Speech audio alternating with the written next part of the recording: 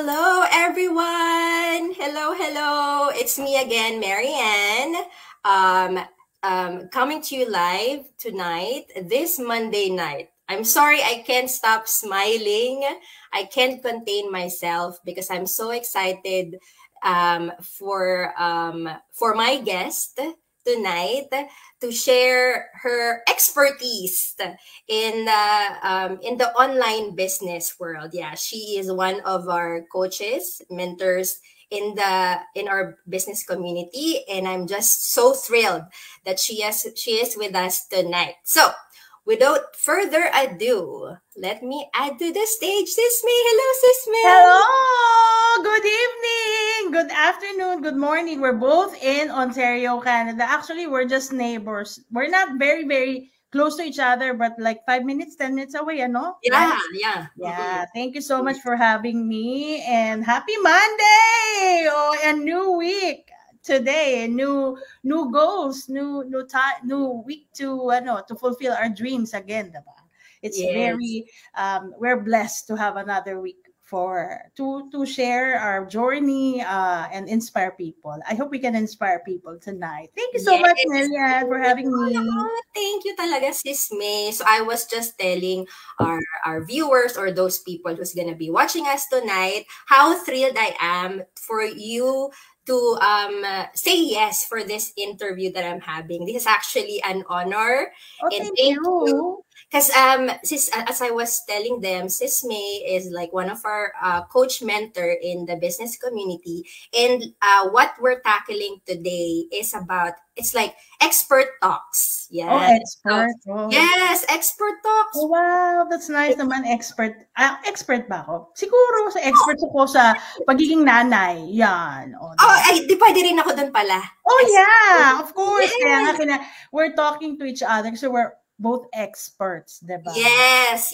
And it's not expertise because you studied them or whatever. No, it's based from your experience, based from your Yes. journey that you have Oo. experienced through the years in the online digital business world, right? Exactly. So, okay. So, push na tayo sa question number one natin. Okay, no problem. Okay. So, can you share a bit about your background and how you got started into digital entrepreneurship? Okay, so I am a mom, a wife. I have a Bernie Doodle, a dog. I love my dog. I always have to mention him because when I found out about this business, it was the height of pandemic. Okay, and during that time, my background was I was actually recovering from my cancer because I was diagnosed with cancer in 2019, and I was on chemotherapy that time. And then you know nagkaroon ng pandemic, 'di ba? And everything closed down. My husband's job was closed down. So, hindi siya pwedeng magtrabaho. And then we're looking for an opportunity where we can earn money kahit hindi kami aalis ng bahay. And that's when I found out about this business. Actually, it's from a friend. Her news feed, pumasok siya sa feed ko. Actually, I unfollowed this person.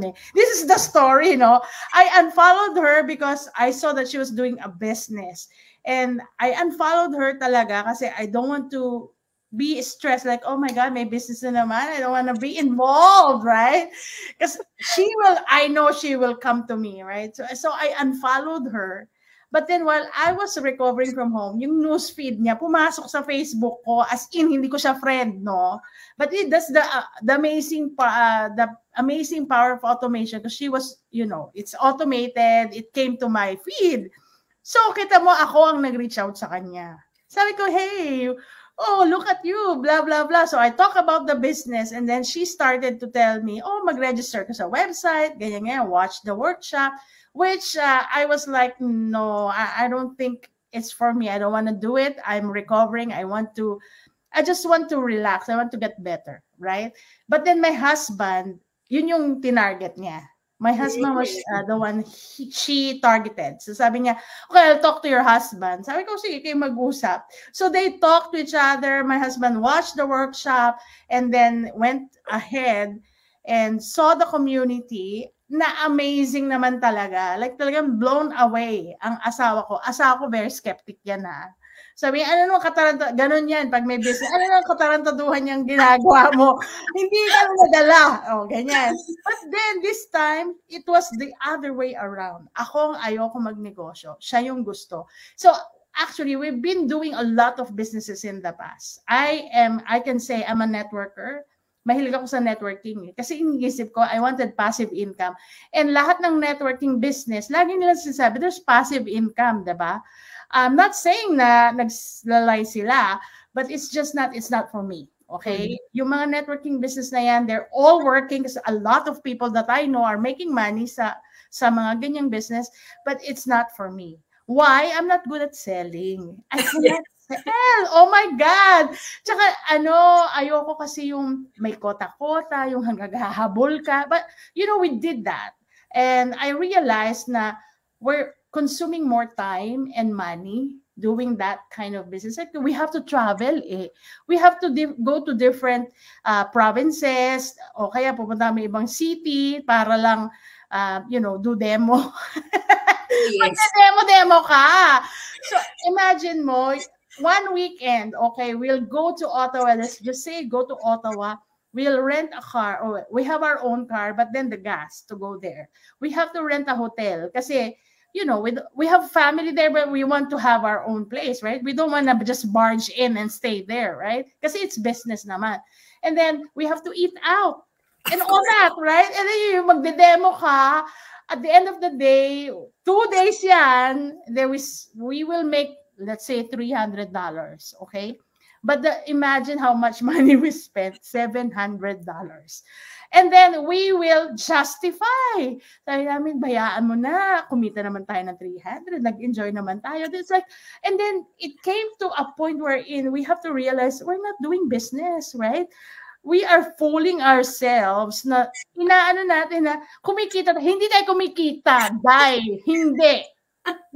Nagpapakatanga tayo. Let's stop this. It's not working. And then, ang isa pa, doon sa mga business na yun, I'm not bad-mouthing or whatever, but this is my experience, guys, ha? Wala kayong sasabihin sa akin na, kasinungalingan. It's my experience, okay?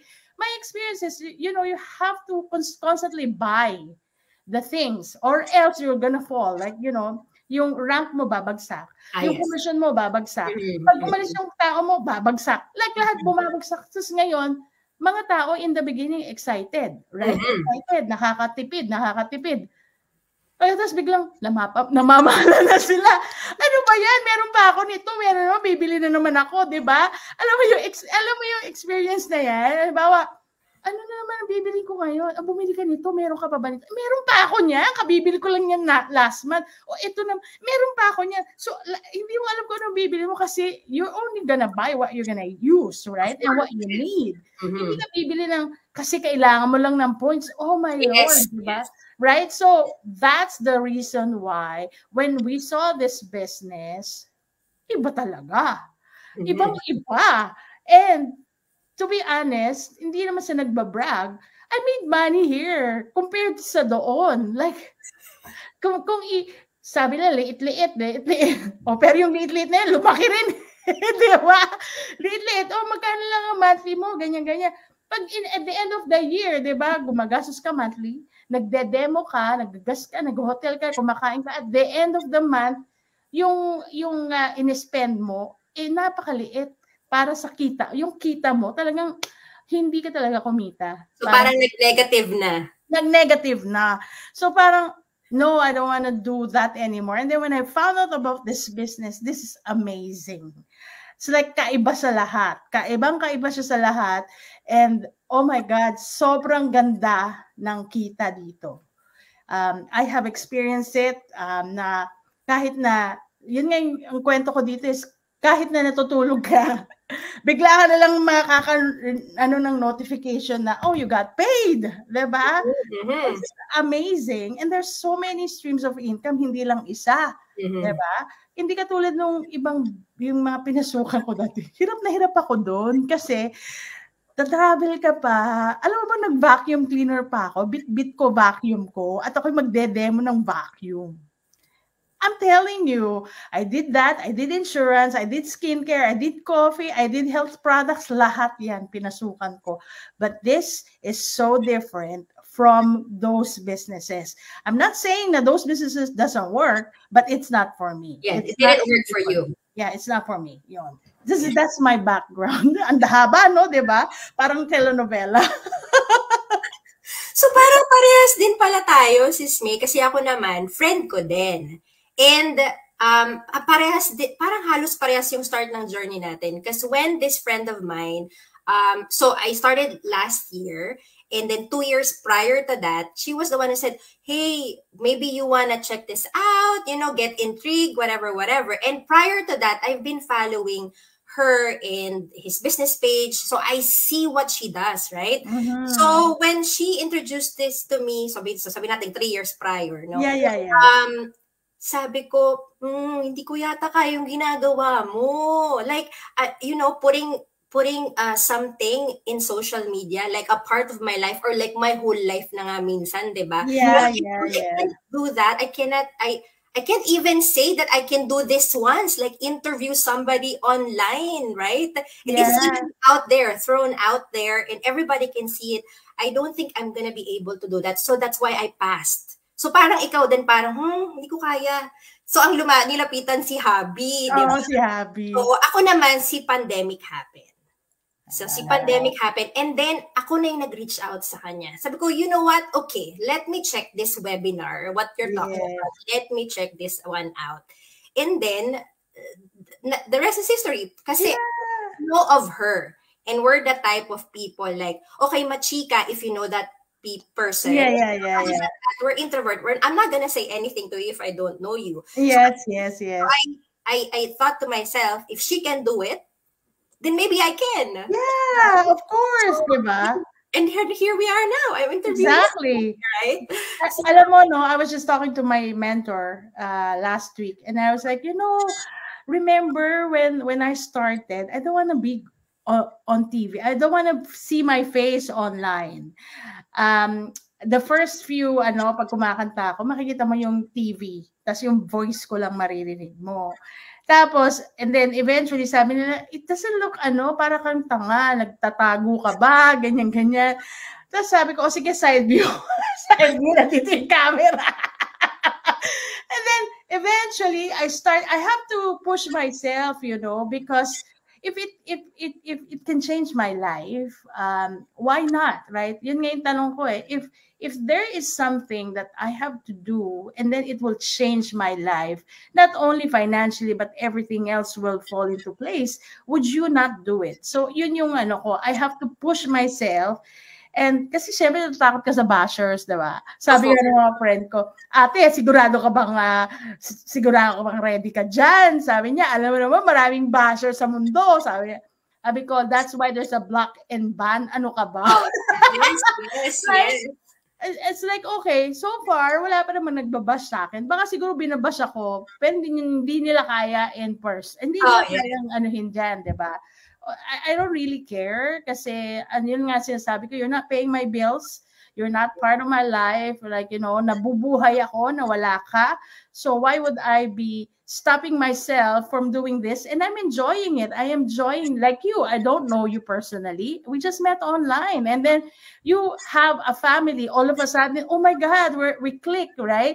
Oh my God, I have a new friend. Parang ganyan. So it's very interesting na you know people all over the world. Sometimes sinasabi ng asawa ko, oh, grabe ka ha, may mga kakilala ka sa UK. Oo, may nag-o-offer pa. Sabi, pumunta ako doon siya na daw ang bahala sa akin. Yung mga gano'n. Oh, saan ka ba nakahanap ng ganyan, di ba? Yes, kasi global kasi nga. Yes. Kaya nakakatuwa. And nakakatuwa siya. Sobrang tama yung sinabi mo na ipupush ka, parang kung a little bit curious ka about something that might or may like change the stat of your life or whatever, why not, diba? Exactly, right? And then yung sinabi mo na block and ban, I didn't know that we can do that. Pero na ano yan sa training, 'di ba? Sa training Yeah. napasok yan. So, tuloy tayo sa susunod Yeah, na sunod na question. Sure. interject ko lang yung okay, so those people are like, oh, kasi expert na yan si Sis May ganyan. Oh, 1 year na yan si Mary Ann ganyan. But no, we started all from scratch. We did the training. So ang susunod nating question is, how important is mentorship and coaching in becoming a successful digital entrepreneur for you? Actually, you know, I was just watching Chinkitan and Zombie. Yes. There was an interview of Chinkitan and Zombie. I don't know if you know Zombie. Yung Nigerian siya na nagtatagalog, okay? So I was just watching him today actually, and sabi nila, importante ang mentorship. Not only mentorship and coaching, not only in our digital business, but in anything that you do. Kasi it's not, you know, success takes time, right? We know that, but then it will fasten your kasi pag may coach ka, yung mga mistakes na ginawa na nangyari, alam mo na mas strategize ka na hindi ka na ano yun, nabubula, hindi na unclear. Yes. Paano ba to? Diba? Kasi you have a mentor, you have a coach to tell you, oh, huwag mong gawin to, ginawa ko to dati, hindi mo work. Yes. So ito, gawin mo to, ito ang hindi ko ginawa, and people are doing, like, you know, it's very important to have a mentor and a coach. Like, okay, sige, tingnan na lang natin ang mga sports people. Like Michael Jordan, does he have a coach? Si Manny Pacquiao, may coach din siya. Yes. And if they don't have a coach, like, how would they know how to do it properly? Right? Kaya sila champions kasi they listen to the coach. It's important to listen. Yeah, importante rin yan sa ating business, not only to have a coach, but be coachable. Yes. Kasi those coaches are there, not because we're good or we know what it is that is, you know, hindi kami experts, but then naranasan na kasi namin yung ano yung hindi mag-work, ano yung mag-work, and because we've been so exposed to a lot of people, alam na rin namin how to attack different people, like hindi bagay sa kanya tong pagiging maingay, kailangan you know, makikita ka, there's another set of eye na magsasabi sa'yo na, teka lang, Mary Ann, bakit naging kikay ka, hindi ka kikay So people will be annoyed as opposed to, right? So you have to stick with who you are, and sometimes the coach can see it, but you yourself don't see it, right? Ang coach din kasi nakikita niya yung, don't change yourself. Yes. Just be yourself, right? Just be you, right? So for me, it's very important. Yan yung masasabi ko sa lahat. Kasi kailangan natin ng financial coach, kailangan spiritual coach, kailangan natin ng coach in every aspects of our lives. Kasi kung hindi, madidiskaril ka. Right? Importante ang coach and mentor. Yeah. And then especially with our business, kasi nga, we are attraction marketing.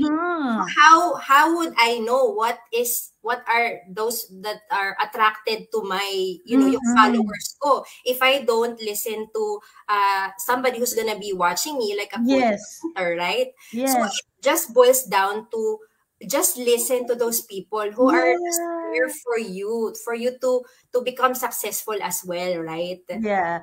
It doesn't mean naman na coach, kailangan coach. Anybody can coach anybody. Anybody can mentor anybody, kahit na kaka-start mo pa lang, right? Kasi people have their own experience outside of the business na pwedeng gamitin dito sa business na to, right? There are managers, there are doctors that are here in the business na they're not yet a coach in the business per se, but then they have coached outside the business. So, meron din silang expertise na dapat natin pakinggan, di ba? Not because I'm the coach, saan ka lang makikinig. Hello. True. Hindi naman ganun, di ba? At saka sa community natin, marami tayong coach. Napakadami. Everybody can coach anyone. Anybody can mentor anyone, right? That's true. Kasi iba yung experience mo sa experience ko, right? Baka yung experience mo makatulong sa akin, 'di ba? It doesn't mean na I've been here 4 years and you've been here 2 years, hindi ako makikinig sa'yo. No, that's very prideful naman yun, 'di ba? Hindi maganda. Para sa akin, isa pang natutunan ko is in any business or anything that you do, you have to stay humble. Yes. Because kung hindi, oh my God, nako, mahirap yon na masyado kang mataas, lumipad. Makikita mo kung gaano kataas, baka makita mo kung gaano kalalagpak. Sakit nun na, 'di ba? So yun yung isa pang masasabi ko. That's true. Naisip ko lang, no, Sis May, baka naman sinasabi ng mga viewers natin, puro naman magaganda yung pinagkukwentuhan ni Sis May at niya, Sis Mary Ann. Pero syempre, meron pa rin challenges. Oh, yes. So, what are the common challenges people face when starting a digital business, and how do you think they can overcome it? Actually, maraming myth. 'Di ba, yung mga iba't ibang klaseng myth ng ganyan yan, ganito yan, 'di ba? So, how to overcome, I guess siguro, para malaman mong hindi totoo yon kasi nga myth lang, you have to be part of the business, no? You have to, parang nga sinasabi, halimbawa sa water, right? Sa water, nakita mo, halimbawa sa beach, malamig kaya yung tubig? Porke ba nakita mong tubig malamig? Tingnan mo, kung malamig, ilagay mo yung paa mo. Pag hindi malamig, lusong. Ngayon, kung malamig, di alis, di ba? So, maraming ganong challenges dito sa business na to na akala ng tao, karamihan ng tao, akala nila madali. Right? Kasi yung mga tao, nakikita na nila yung end result. Right? In any business naman akala nila, mayaman na yan kasi may pera yan right? Dati lang may pera yan. Kasi may pangpuhunan 'di ba? Yan yung mga challenges ng tao In any business, no? Not only our business, but natatakot mag-invest, right? One of the key challenge is investing. Not only money, but time as well. And syempre, effort. Ang business is short term, like you're gonna work underpaid for a short period of time. Yes. Right? And then you will be paid overpaid in a long run, right? So talagang ang mga tao, takot sila sa ganyan. Gusto nila yung mabilisan. Ayaw nilang, ayoko niyan kasi hindi katulad ng trabaho. Pag nagtrabaho ko, may kita na ako. But if you think about it, nakakap yung mo, kinakap mo yung sarili mo sa potential mo, right? Kasi if you're just an employee, you are just going to get paid based on your salary, not based on your effort, not based on your knowledge, hindi dahil magaling ka, pero based on the salary, right? So if you have your own business, imagine if you are going above and beyond sa trabaho mo and you do it on your own business, tingnan mo kung hindi ka, babalik ka ng malaki. Right? Yes. Kasi sabi nga nila, the more hours that you put in, the more money you're gonna get. The less hour you put in, the less money you're gonna get, right? So for example, in an hour, kumita ka ng 1,000. Okay. Di 1,000, di parang $1,000 per hour ka. Kung you put in more hours, halimbawa 5 hours, and you make 1,000 per hour, that's fine. Right, hindi ka tulad ng trabaho, yun na lang yun. Kahit na mag-overtime ka, yun pa rin yun. Hindi ka bibigyan ng, let's say, ang rate mo, ang hourly rate mo is $30. Hindi ka naman bibigyan ng $50 niyan $30 ka lang kahit na mas magaling ka sa trabaho mo. Katrabaho mo, right? So, I think you have to know your worth. It is very important. You have to know your worth. What are you worth? What's your worth, right? If you know that, then you should start exploring a business and find out how, kasi dito sa business na to, ang dami mong ma-discover sa sarili mo. Oh my God, kaya ko palang gawin yun, right? Oh my God, I can create something like that. I cannot even imagine myself, talking to a lot of mentoring people and teaching people how to help get to their goals, diba? But then I was blown away that because of God's grace and knowledge and wisdom, this is what He wants me to do, right? To share it to the people. and you will discover the purpose of your life. Parang ganon, di ba? Sa trabaho, hindi man, is that your purpose? Like, ganon, pumasok ka from 9 to 5, uwi ka, that's it. Tapos pasok ka na naman bukas 9 to 5. Kahit na yung mga katrabaho mo, you don't like them, right?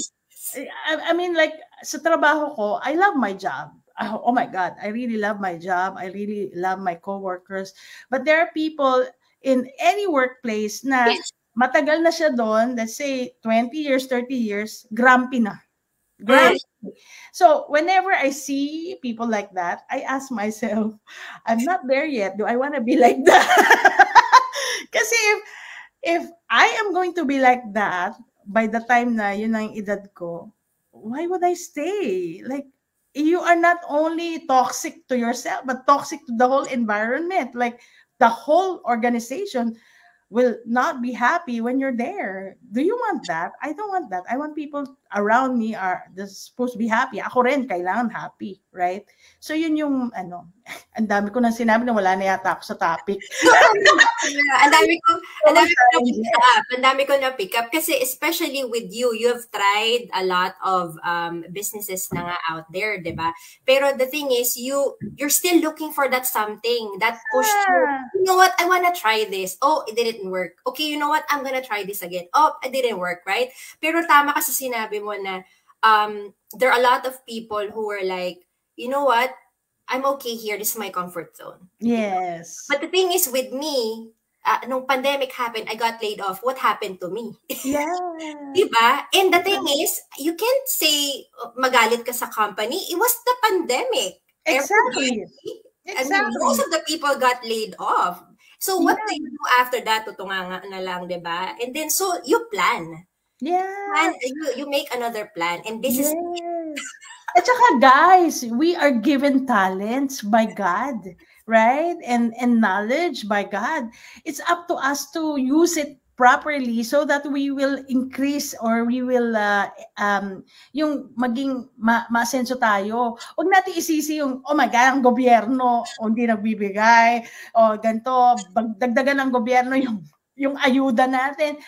Parang, are you gonna just depend on that? Yes, depend on it. Hindi forever. Katulad tayo sa Canada, we're very spoiled right now, diba? But we don't know what will happen in the future. Yeah. If we're not gonna plan, di patay tayo. Yun nga sabi nila most people don't plan to fail, but they fail to plan, right? That's why you have to plan.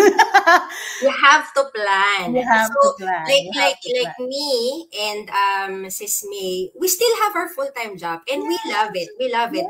We have this other plan. We have a plan B. So we're juggling them right now. Yes, okay, you know what? We're juggling them. We're budgeting that time. Pero no, that's not the long that's not a future plan. Yes. The future plan is, to just do this as a plan A, right? So with that being said, what do you think are the strategies na marerecommend mo for those who are juggling a full-time job like us in the okay. So if you, because right now, to be honest and be realistic, right, one income or two income is not enough anymore, right? So you ask yourself, are you gonna find another job outside your full-time job, and after work you go to another job, or is it better for you to stay home and make money, right? So for me, how do I juggle? I prioritize. Yes. I have my schedule, right? So from 8:30 to 4:30,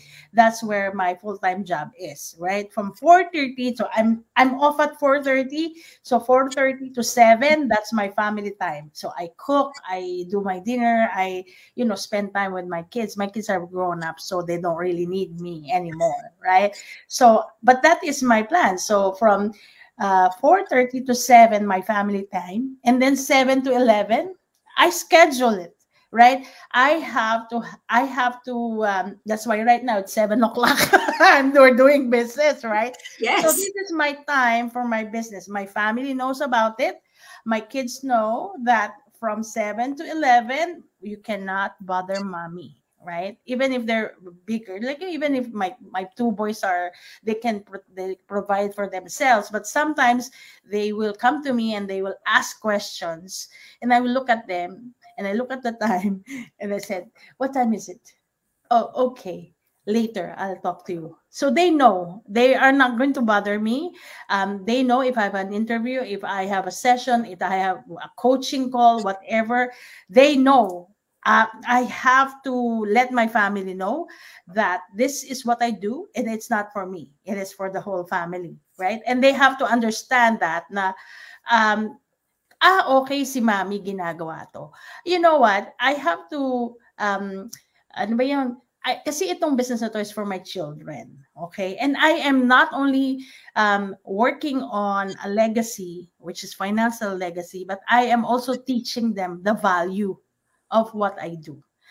Value is very important to teach your children na, okay, value my time, value my effort, because this, you have to know how to value it as well. So that when the time comes, when I'm already gone, at least nandun yung value sa iyo, right? Hindi lang siya pera, kundi naintindihan mo paano ko ginawa yung pera, right? Para ma-appreciate mo, pag ikaw na ang naging nanay at ikaw na ang naging tatay, alam mo na, ganito pa rin ginawa ng nanay ko, di ba? Parang naipasa mo sa kanila yung, siguro yung work ethic mo, yung pag-iisip mo and all that, paano ka makisama. So yun yung how do you juggle is you have to involve your family and you have to prioritize that. Yeah. So like for me, I remember when I started the business, me and my husband, we have like a long table talk. Okay. Yeah, you told me that. Yeah, you have shared that before. Yes. Yeah. I think, you know what? I think I can do this because my coach and mentor she was able to do it, and he knows her too. Yeah. So he knows that our personality are the same. So he was like, you know what? He only told me, Sis May, okay, if ever you fail, and you're like saying, you know what, I cannot do it anymore, you're not gonna hear anything from me. My support is 100% there. If you're gonna do something and you just let us know, okay, I'm doing something. Like right now, when I told my kids, okay, I'm going down, I have an interview, okay? So, you know, the support is 100%. And then, then he even said, okay, if you wanna pause a bit and then go back again, which we can do in our business. Yes, you can. Just do it. You're not gonna hear anything from me. And I laid out everything to him before we started the business. So, you know what? It may be hard a bit at the start because, you know, you have your full-time job. You're a mom. You're a parent. Yes. You're a soccer mom or whatever. Right?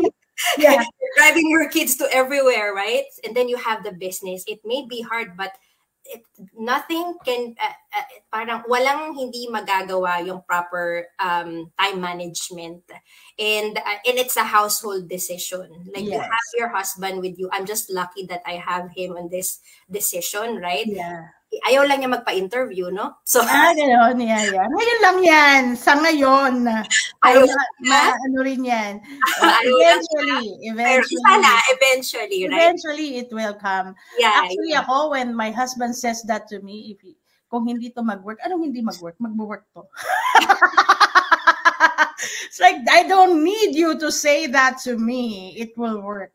I'm very, whenever I talk to my husband, I'm very like this. It's like, okay, I'm just venting. I don't want you to say anything to me. You just listen to me. Oh, yes. I don't want, because you know, sometimes this is another struggle, right? When you're working on something and then you hear a negative comment from your loved ones, oh my God, it will crumble like crazy. But then I have learned to just, my son is very good. My younger son is very good. He said, no, mom, you should take this as a challenge. Don't take it as something that will break your spirit, right?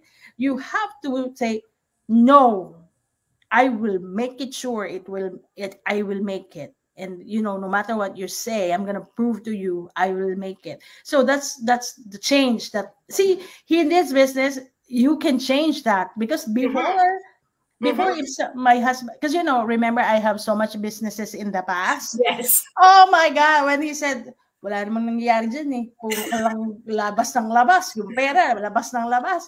Pag gumano na yung asawa ko noon, nanghihina na ako. Okay, wag na lang. May trabaho naman ako eh. Okay lang, wag na lang.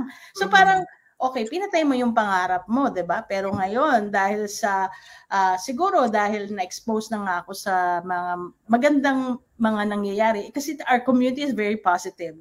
Everybody, you will see all these positive people na they all went through the same, and then they will share with you different knowledge from them, and that is something na it helped us change, right? So doon sa you change it into, oh, that's a challenge to me. I will prove you, instead of, okay, hindi na ako gagawa, ayoko na, natakot na ako, 'di ba? Ayaw mo ko suportahan. No, now siguro matanda na rin kasi ko eh. No, sinasabi ko sa kanya, you know what? I don't want to hear any negative things from anybody in this house.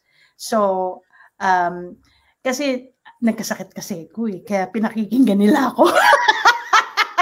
Siguro, whatever happened to me was never to me a negative thing eh.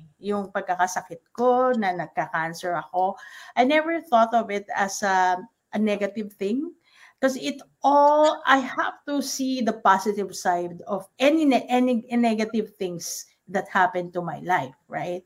I will never change it, whatever. If I can go back in time, I will not change anything. Kasi if I do, then I will not be this. It will not be me. Sabi nga nung pinapanood kong mga, mga motivational speakers, pagka merong isang bagay or isang pagsubok na dumating sa buhay mo, ibig sabihin yan, tinitest ka. Kasi ibig sabihin, palapit na ng palapit yung tagumpay mo. Kasi pag nandun ka na sa tugatog, mas marami pang maharapin na struggles and challenges. Ay naku, napakahaba ako talaga magsalita. Okay lang, may dami kong na-absorb, actually, dami ko na-absorb eh. Pero for the last question na tayo, yes. No? So what advice would you give to those who are not yet in the business, or thinking about it, but they're skeptical about starting it? Yeah, I will tell you guys to try it. Check it out, right? Because online business is not only doable, it is flexible, it's portable, it's you can attain so much financial wise and all that, because if you don't check it out, if you don't try it, try small, try it in a small time, baby step, right? If you don't, you might be missing a very, very amazing opportunity. So why not check it out? Sabi nga ni Richard Branson, right? If somebody offers you an amazing opportunity, say yes and try to learn it after. So mag-yes ka na. Rather than, ako kasi whenever some people are asking me, ayoko, ganun na kaagad, di ba? Sabi ko, anong inaayawan mo? Hindi pa nga alam kung ano yung inaayawan mo.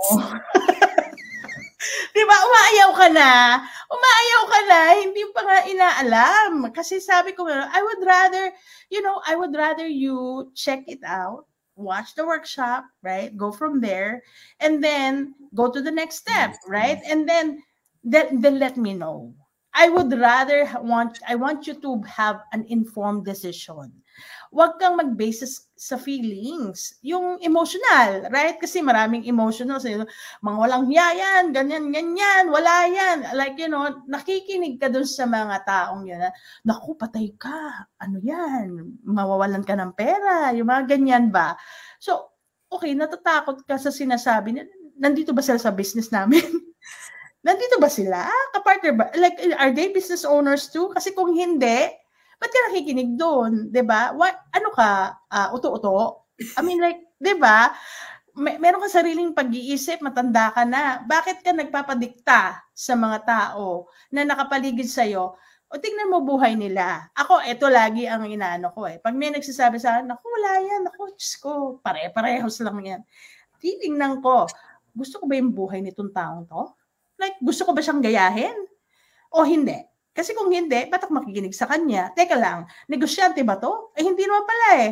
All his life, all her life, she's an employee. Do I wanna be like her? No. Right? So kung minsan, you have to listen to the people. Ito yung isa pa sa mga quote na favorite ko. I got this from a mentor na sa isang financial company na, well, I was a financial advisor, di ba? Yes. So one of my mentors said this to me: who you lend your ear to, you lend your future to. So, kung nakikinig ka dun sa mga losers, I'm sorry, but then you will be a loser. If you listen to the winners, you're gonna be a winner, right? So, piliin mo kung kanino ka nakikinig. And ask yourself, do I wanna be like her? Do I wanna be like her? So, sino yung gusto mong maging? Diba? Yun ang dapat mong pakinggan. Kung gusto mong maging successful, listen to the successful people. If you want to stay as an employee, then listen to the employees, right? Same lang, ganun lang yun. Tsaka, katulad yan, magulang tayo, right? And if someone is telling us how to discipline our children, and kasi wala ka namang anak, hello? Bakit? Marunong kang mag-disiplina? Wala kang mga anak, diba? Yung, kumbaga, you have to know it first hand bago ka magsabi ng tamang advice, diba? Yun. That's the last question. Ang daldal ko, no? Kiri lang. Ako, eh. Daldal din ako, eh. Daldal ka rin. Tahimik mo nga, eh. Sabi, kasi ninanamnam ko, nag-notes ako, oh. Nice. Notes ako, eh. Yeah, kasi inaano ko yung sinabi mo na yung pag kunwari meron kang sinasabihan nitong potential nga ng business natin, tapos aayaw agad kasi parang ako yun di ba nung una. Hindi ko pa napapanood yung webinar, umayaw ako agad. Yes. Yeah, that is one. Yeah, pareho tayo, 'di ba? Sabi ko, ayoko nga niyan, 'di ba? Kung nanood ako ng webinar ng 2018 because I saw this business in 2018 from a different business owner who is now killing it in this business. Of course. One of the top earners. If I have listened to, if I watched it, if I watched the workshop, di sana, baka lumilipad na ako ngayon. But then, probably that's not the right time. But then, if right now you're listening to us and you are thinking about, should I do this business? Do it now. Kasi when is the right time? It's not gonna be tomorrow. You're not even sure if tomorrow is gonna come, di ba? Baka maubusan ka ng kakatomorrow mo. Hindi, di ba? Baka, di ba lagi, not now, maybe later. Baka later mo, wala ka ng later. At saka, alam mo, ito pa yung isa. Mga tao natatakot, kasi alam nila business right? Natatakot silang mag-invest ng pera, mag-invest ng time. So, ito pa sa mga OFWs na nakikinig right now. Alam ko, marami tayo niyan. Ang lagi nilang iniisip, ay mag-iipon muna ako para magnegosyo ako. Darling, 60 years old ka na, may naipon ka pa ba? Alam nyo, alam nyo kung lahat ng mayayaman natatakot na mag-invest or di ba? Actually, yung investment ng mayayaman is billion yan paano sila tayo ng kanilang mga malls. You think pera nila yan? It's been alone, right? Kung takot ang mga bilyonaryong ganyan, wala na talang mall, wala na may mga business, right? And that's why I want you guys to know that running a business, you have to take some risk. And calculated risk, okay? Huwag naman yung uncalculated na basta nga bumongga ka dyan, diba? Right? So yun yung aking panawagan sa iyong mga viewers na, just reach out to Mary Ann, register in www.maryanntibayan.com, watch the workshop. Nako, ang workshop namin ay libre, right? Libre yan. Sa ibang mga negosyo, hindi pwedeng libre, may bayad pagka gusto mong malaman kung anong klaseng negosyo to. Sa amin, wala. Libre yan. Basta mag-register ka lang ng pangalan mo at email mo sa www.maryanntibayan.com. Ayan, nasa baba. For information session. Tomorrow, live kami, Tuesday, 8 p.m. EST, 5 p.m. PST, Philippine time, Wednesdays yan, 8:08 a.m. in the morning.